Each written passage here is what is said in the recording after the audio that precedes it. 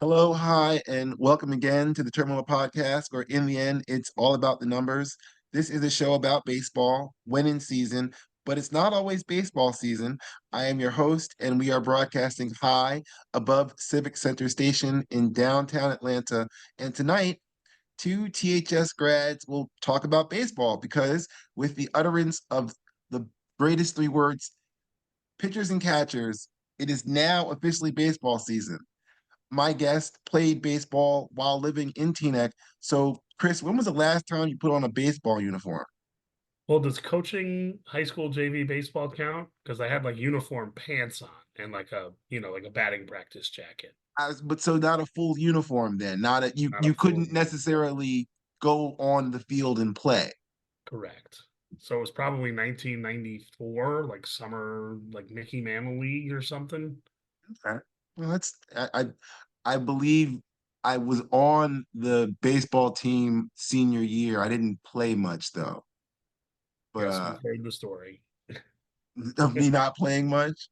Well, no, the story with you and Sammy, and what's the story where you guys were like saying what the coach was saying, and then Oh, and then they'd say the exact same they thing. said That the exact probably same thing, and he started yelling at Sam, and you're like, I just said. That's a Sam. That's a you switching places. That's a Sam Oh, Cruz Sam. story. Okay, I knew you were Yeah, involved in the I story. was there. I was there. I was there for that because I wasn't playing. Yo, I was gonna say I was sitting there right next to him.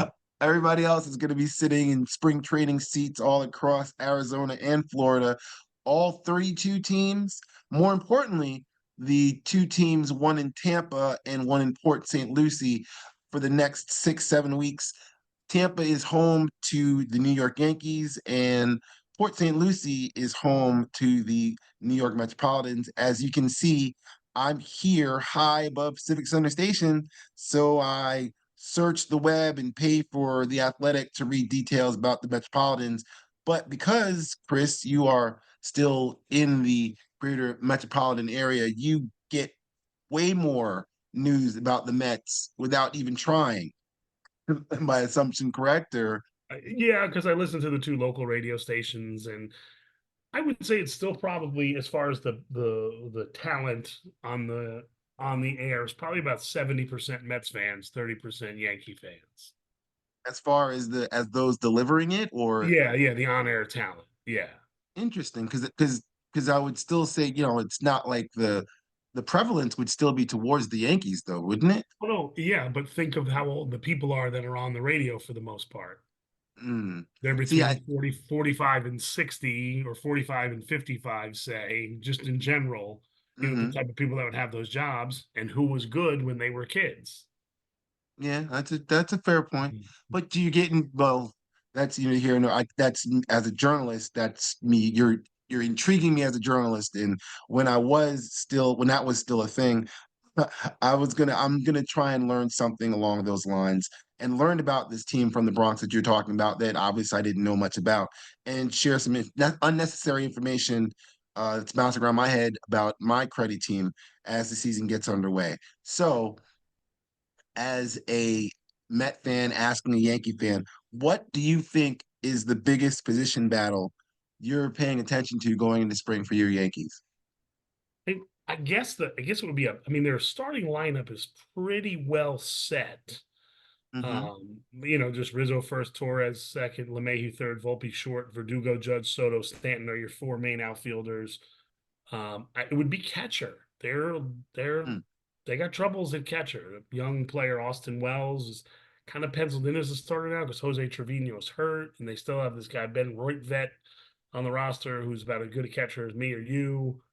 Uh, Wasn't there a catcher that was supposed to be coming up to take that position over, it's or am it's I Austin Wells, yeah, and okay? he came up in the second half of the year last year, performed okay. But young Mhm. catchers are still young catchers, and that's a position where it's hard. I mean, you're going through it with a young catcher now. You want your young catcher to be as experienced as possible at handling pitching staffs, but you can only get Yeah, that experience by actually catching. it helps. It usually does help.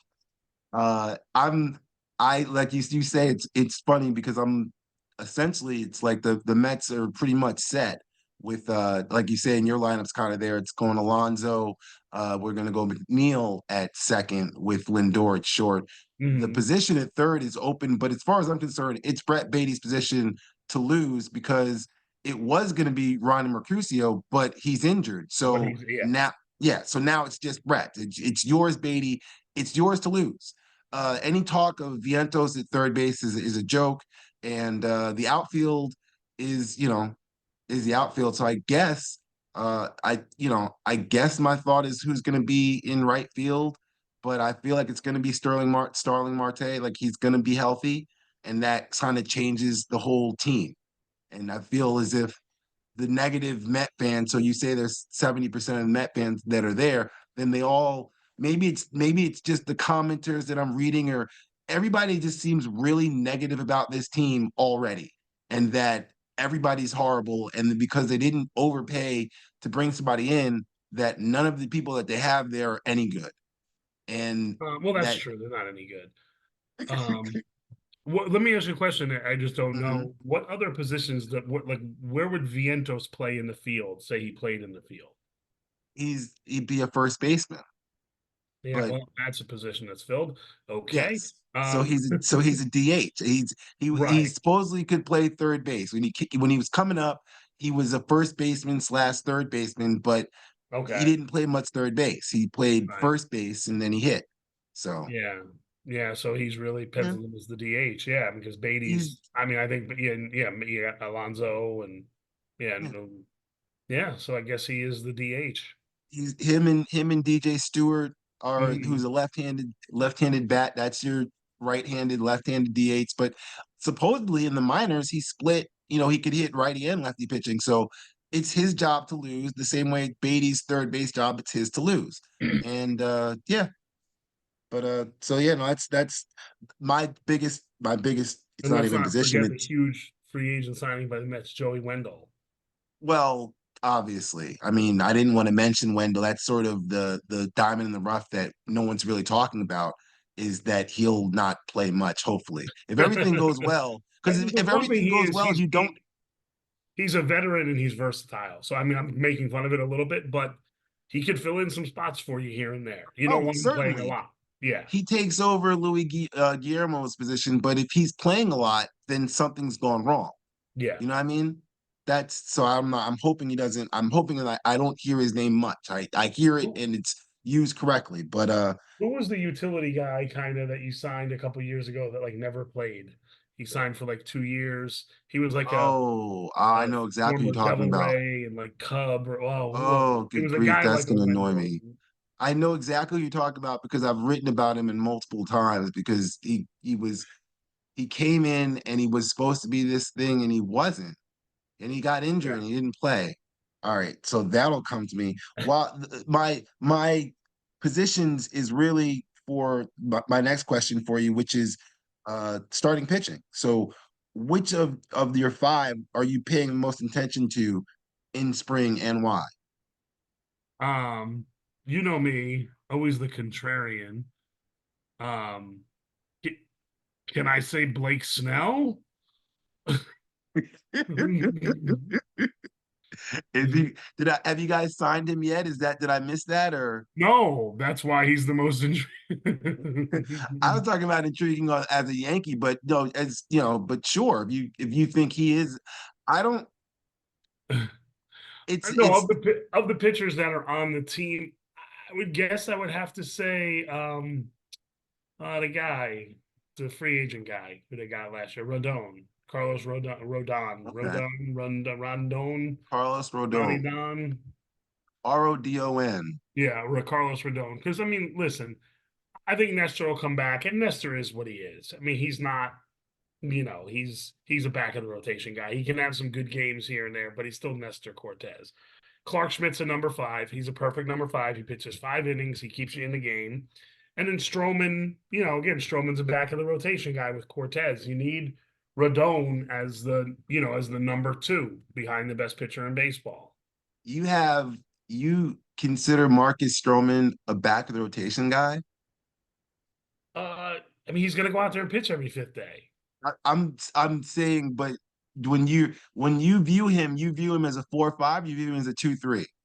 I view him as a 4 or 5. I think Nestor's the 3. I mean, if I had to Wow. rank them. Okay. But All right. again, I think they're relatively interchangeable, Stroman and Cortez. Hmm, I'm Like I not. said, if you sign Blake Snell, then whatever. Then I'll take Cole, Snell, and Rodon. I mean, and you talk about that, and it feels like, and as I said, I'm going off of what I'm reading, what I read from the Post and the Athletic, because I'm not paying for this information except for the one time I do pay for it. But and it feels as if because those guys are still out there, that all these teams are suddenly in foolish for not paying these people this huge amount of money that they want. And I don't necessarily get that. You know what I mean? I don't agree that Blake Snell should get paid this huge amount of money. He's not, well, at least he's not worth the amount that seemingly he's asking for. Otherwise, he'd be signed, right? Right. Well, I think it's the years thing. And that's the other thing about it is like, He yeah, wants you're 9 years. I'll pay him like, $50 million for the whoa. next 2 years. I'm sorry, what? He He wants wants 9 years? 9 years. That's why he's not signed yet. Oh God, yeah, no, he'll be at home for a while. He's got two Cy Youngs, he's got money, so it's not like he's hurting. So, but 9 years, Yeah. 9 years, nine. Yeah. That's why he doesn't have a contract. No, I'm trying to think who's Jed nine. Lowry. Jed Larry was one, but I don't think that's the guy. But No, yes, that's the guy. That was the Brody Van Wagenen signing. That was supposed to be like the superstar utility guy because that's what he had done on other teams. That's the guy I was thinking of. I thought that, but I don't think because okay, I'm not disagreeing with you. I know the signing you're talking about because the guy never played. He was like injured the Right. entire Jed Lowry first never played. season. Yeah. And then he came back and he was still able to yap his mouth off about how the organization was bad and blah blah blah. But you know, didn't play an inning. Uh, Who's your pitcher? well, I'm real curious to see how your guy is, Severino. Chevy. Yeah. So tell me why are we able to pick him up for nothing? Because he stinks. He is, this is one of those like stupid sayings. When he's bad, Mhm. you can't even put him out there, Martin. Okay. Like he's like 1.5 innings, like 1 2/3, Hmm. 9 hits, 6 earned runs. Like Okay. doesn't even give you a chance. Can't battle through it when his changeup isn't working and his fastball's not. He's kind of a big fastball pitcher, and when he's not locating that, it's just they just rock them. I mean, rock the ball off of the guy in the first inning and a half. All right, so in other words, it's going to be about four to this. My guess is 3 to 5 times where he's going to get completely shelled. Is what it Oh no sounds like. no no no no! 7 to 10 times he's going to get completely shelled. Well, the hope is that I hope that whatever, it's only three to. yeah, is that he's because apparently he's learned that he was tipping his pitches and blah. It's spring training. I have Yeah, to think positively. I've got to believe that he went to the pitching lab and they figured it out, and so he's going to come back and be a little bit better, right? That's what that's spring what is they're about, banking right? on. But I mean, again, fourth, fifth starter with McGill, right? Kind of.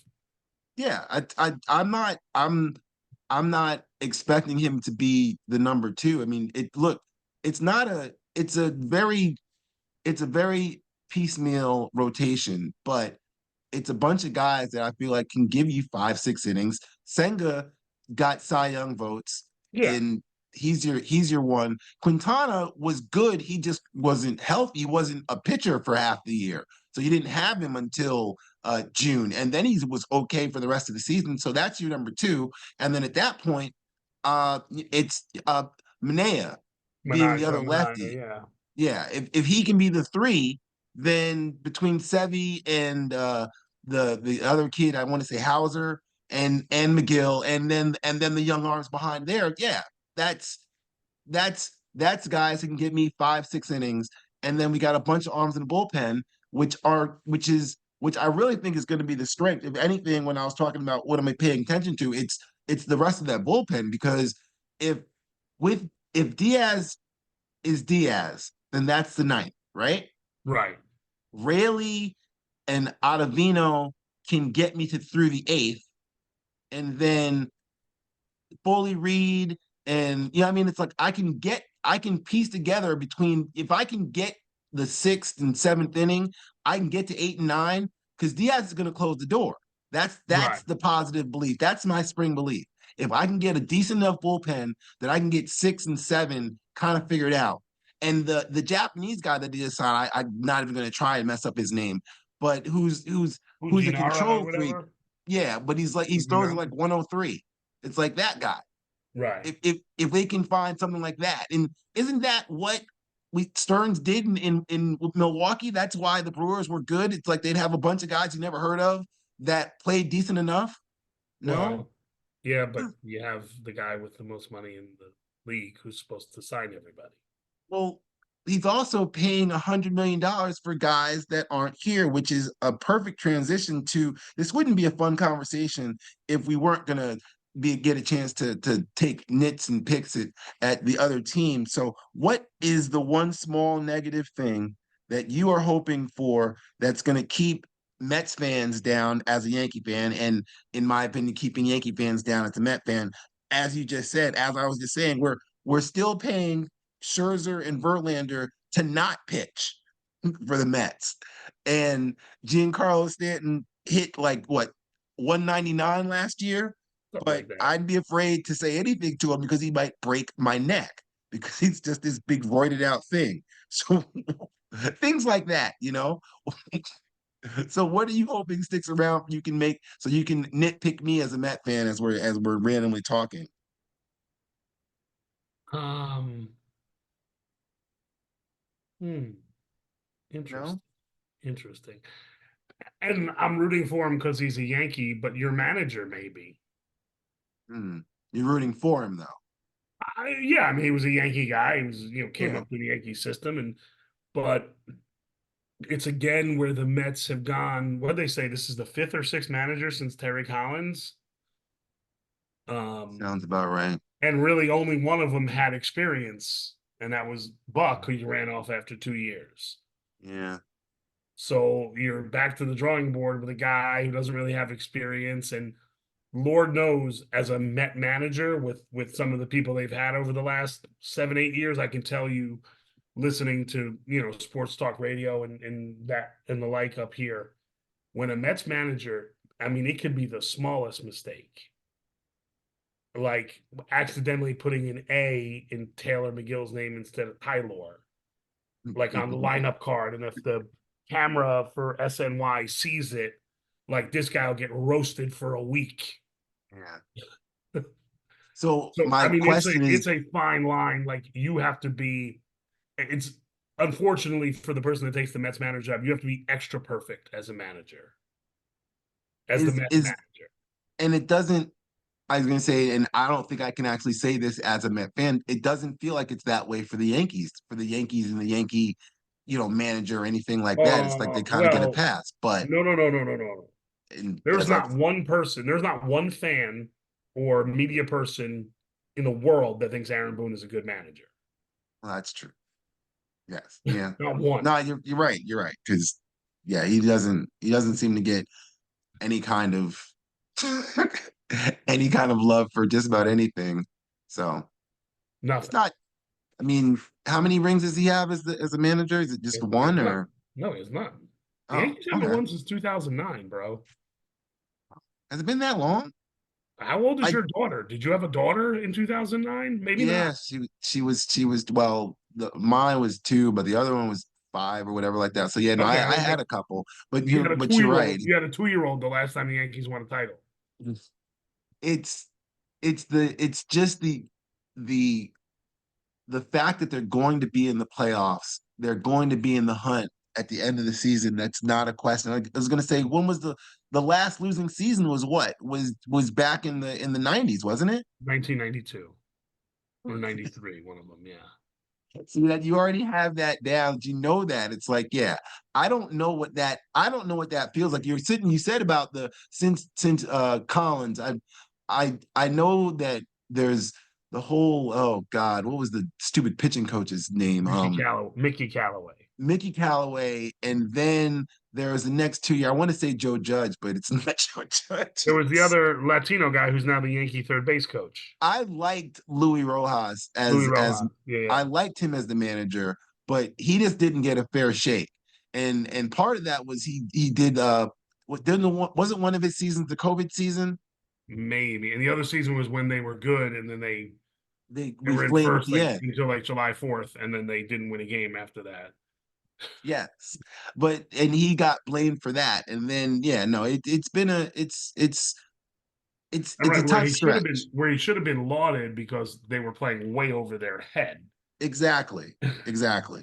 But it that and I was going to ask that. So that annoys me Oh the no, most. I guess they're considering Beltran a manager because you And named they do consider, I was going to say, they do consider him a manager, and he never got a chance. right. And I But don't know what that would have been like, but it was 2 years Callaway, 2 years Rojas, 2 years Showalter. no, there's somebody else in between there. No, I'm looking at it on Baseball Reference. Oh, 2 years Callaway, okay. 2 years Rojas, 2 years Showalter. Hmm. Who was before? No, see, I for whatever reason, I'm realizing I'm mixing in the Giants 2 years of 2 year guys coaching Oh, and the Pat Mets 2 years Shermer coaches. and Ben McAdoo. Yes. That's why I said Joe Judge, because I was already sitting there just like, who is just around for just 2 years? And they were like, all right, we got to get rid of this guy. He's got to go. No Yeah. Judge. Before I forget, so what is there anything that truly annoys you? But is there any player, I take that back, from this team, this year's team, that annoys you now, but you'd be more than happy to have them on your team? What do you mean? Is there any Met player that annoys you? And I almost want to say this is what's it called? Historically speaking, because is there historically speaking, is there a Met player that annoyed you as a Met that you would have been more than happy to take their antics if they were on your team? And I guess I put this on her because it's Paul O'Neill. Because Paul O'Neill was just annoying, and he looked annoying. He didn't. I didn't like Paul O'Neill as a Yankee fan. I thought he was a jackass with his Okay, all right, that he well, would good, but bang and like pout like a kid. Like, get over it, dude. You struck out.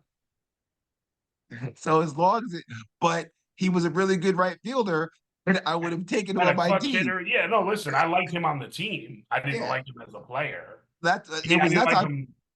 You know what I'm saying. I'm yeah, saying no, that's exactly what I was saying. As a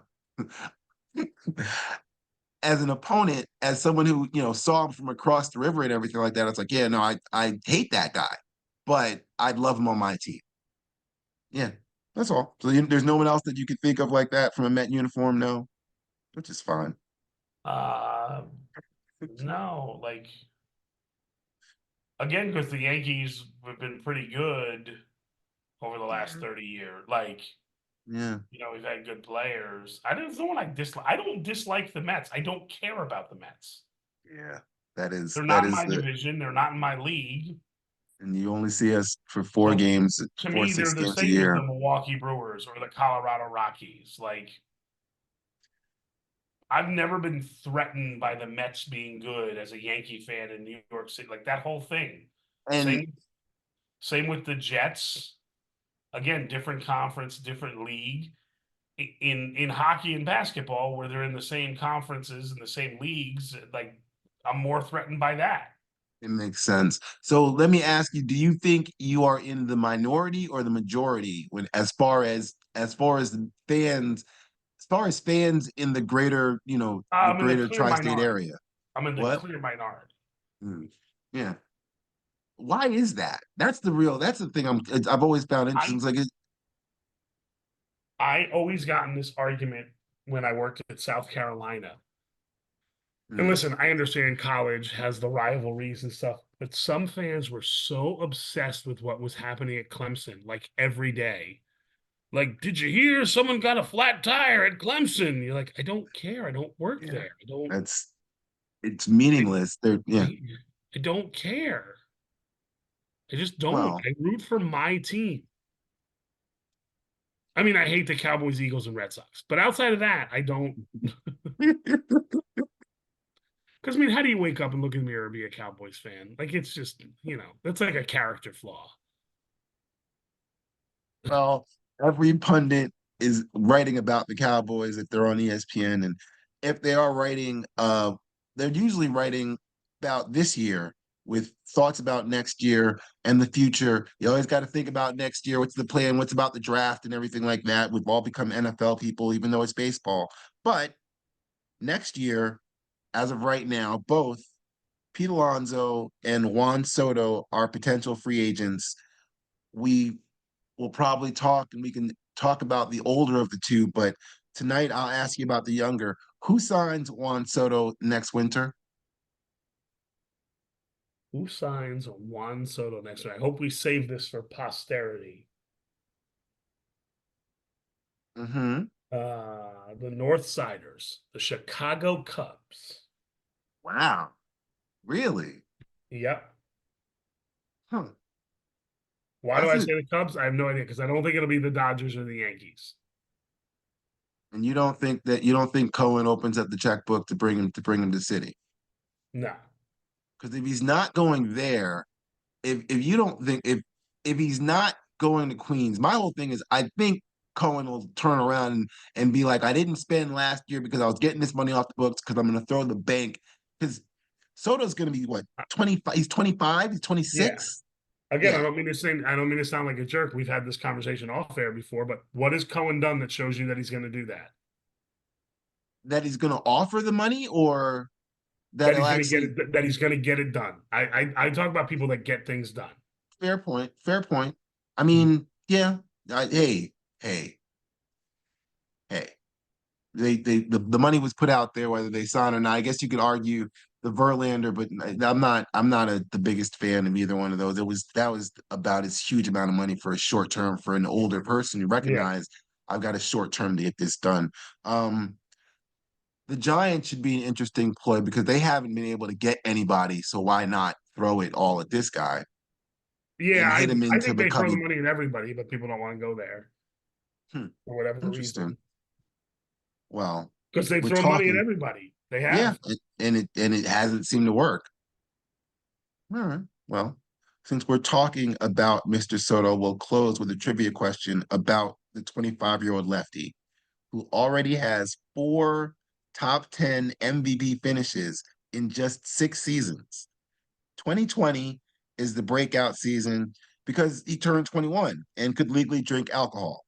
And to celebrate, he finished the season with the league's highest OPS, which is the fancy way for analytics people to put up a number. But if you don't know, it's adding your slugging percentage and your on base percentage. That makes your OPS. Chris, you know what OPS stands for?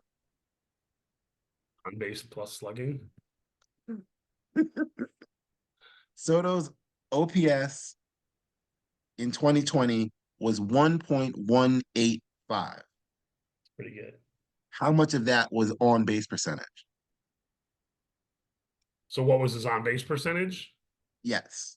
That is your numerical question for the evening. You gotta answer. Well, yeah, because he's an on base percentage guy. He's an analytics darling because of his on base percentage. I'm gonna say I'm not gonna say it's anything outrageous. 473. All right, 473. We will keep that at note. The trivia answer to that will be in the description for the next episode. I'd like to thank Chris for stopping into the terminal and wish you'll successfully find your way back and all listeners as well. If not, I hope your travels take you safely home. I'll return now to mine and thank you for listening.